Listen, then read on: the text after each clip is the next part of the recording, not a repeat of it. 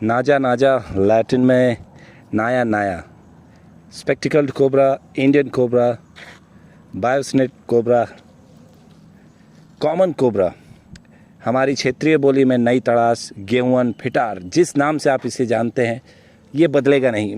मनोज जी, मनप्रीत भाटिया हमारे regular viewer हैं, उनका एक लेटेस्ट अभी सवाल आया था एक वीडियो पर।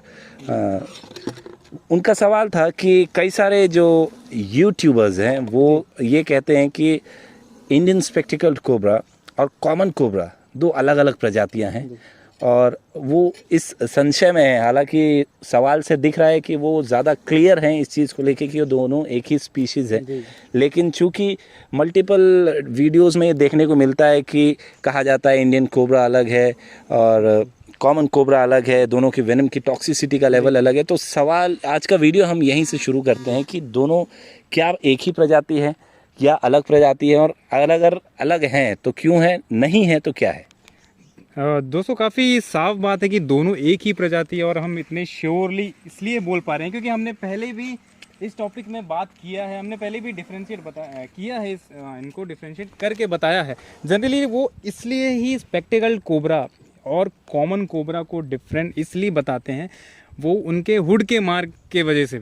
अगर उनके हुड के मार्क एक वी पैटर्न का, जिसे हम स्पेक्टिकल कहते हैं कोबरा के पीछे, वो दिखता है तो वो स्पेक्टिकल कोबरा है। लेकिन जिन सांपों के पीछे वो मार्क नहीं बना है या फिर उतना क्लियर नहीं होता है, उसे कॉमन कोबरा टर्म दे दिया जाता है। लेकिन ये गलत है, ये दोनों ही एक ही स्पीशीज़ है। कई वेरिएशन के वजह से, कई जगह जोग्राफिकल कंडीशन, एनवायरनमेंट कंडीशन, या फिर इनके मॉर्फ के हिसाब से आप कह सकते हैं, ज़्यादा बेटर समझ सकते हैं। कई अलग अलग टाइप के चिन्ह दिखने को मिलेंगे आपको, किसी में आधा रहता है, किसी में नहीं होगा। हो सके तो हम एक फ़ोटो भी अटैच कर देंगे।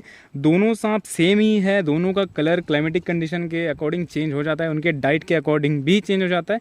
तो इसे डिफ्रेंशिएट करके बताया जाता है कि कॉमन कोबरा और स्पेक्टिकल कोबरा अलग है, जबकि दोनों एक ही हैं, दोनों के साइज़ भी सेम होते हैं, दोनों की टॉक्सिसिटी भी सेम होती है, डाइट भी काफ़ी हद तक सेम ही होता है, और बस ज्योग्राफिकल लोकेशन और मॉर्फोलॉजी में चेंजेस की वजह से ही उन्हें कई बार अलग बता के एक वीडियो में बताने का उनको इच्छा रहती है कि हमने एक नए प्रजाति के बारे में, हमने नए प्रजाति को ढूंढा है, या फिर नए सांप के बारे में हम आपको डिटेल्स बता रहे हैं जिन्होंने इससे पहले जो वीडियो अभी तक नहीं बनाए। लेकिन ये गलत बात है, दोनों एक ही सांप है। दो अलग अलग इंसानों को अगर खड़ा करके आप बोल देते हैं, एक का रंग ज़्यादा हल्का, एक में डिस्टिंक्ट कैरेक्टरिस्टिक हैं, तो ये आप नहीं बोल सकते कि ये दोनों इंसान अलग प्रजाति की, दोनों एक ही हैं। दोनों के रंग रूप में भेद हो सकते हैं, लेकिन कैरेक्टर से जो इंसान है, इंसान के जो फीचर्स हैं, उसमें बिल्कुल भी डिफरेंस नहीं होगा। तो जेनस दोनों का एक ही है बेसिकली। आप ये जो एक्सप्लेन कर रहे थे उसमें उसका सार यही निकलता है, जेनस स्पीशीज दोनों की सेम है। तो जिस मार्क की बात कर रहे थे, प्रयास करते हैं हम कि वो मार्क दिख जाए। ये जो मार्क आप इस वक्त देख रहे हैं, इसी के कारण इसे स्पेक्टिकल्ड कोबरा कहा जाता है। जो स्पेक्टिकल्स जैसे मार्क होते हैं, इसी कारण दोस्तों ये स्पेक्टिकल्ड कोबरा नाम दिया गया है। चश्मे नुमा आकृति ये होती है। किसी किसी में डिफरेंट मॉर्फ के कारण ये आकृति नहीं दिखती, और ऐसे ही सांपों को जो तथाकथित यूट्यूबर्स हैं वो कॉमन कोबरा कह देते हैं। बहुत ही ज़बरदस्त ये रिटेलिएशन था, और चूँकि सचेत रहते हैं तो हल्का सा फंबल हुआ यहाँ पर। इसका जो अचानक से ब्राइटनेस बढ़ी है मनोज जी, और काफ़ी ज़्यादा खुलकर इसका जो रंग है वो आ रहा है इस वक्त। जो दूसरा डब्बा है ग्रे कलर का, उसमें हमारे पास एक बेबी कोबरा है। इसी का जो स्मॉलर वर्जन है वो है, और बारिश भी होने को है, तो समझ में आ नहीं रहा है हमें भी होने क्या वाला है। टॉक्सिसिटी की बात करें तो दोस्तों हाईली पोटेंट न्यूरोटॉक्सिक वेनम इसके अंदर पाया जाता है, जो कि किसी भी व्यक्ति के लिए लीथल साबित हो सकता है अगर उसे अनट्रीटेड रखा जाए। बाइट के बाद अगर आप किसी प्रकार का उल्टा सीधा प्रयास करते हैं, गलत तरीके से ट्रीटमेंट का प्रयास करते हैं, झाड़ फूक या किसी तंत्र मंत्र या नीम पत्ता वगैरह खा के आप बचने का प्रयास करते हैं, तो ये काफ़ी गलत होगा।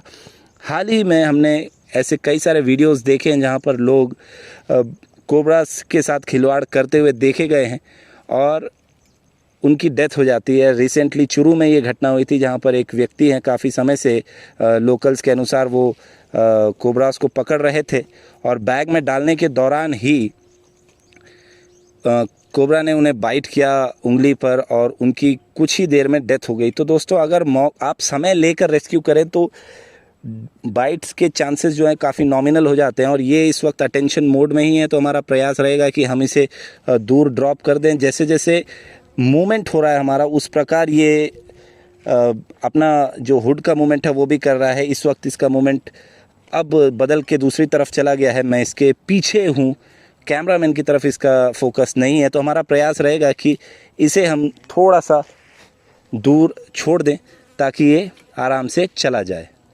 तो दोस्तों अब इसे हम थोड़ा ही दूर ले जाकर रिलीज़ करेंगे।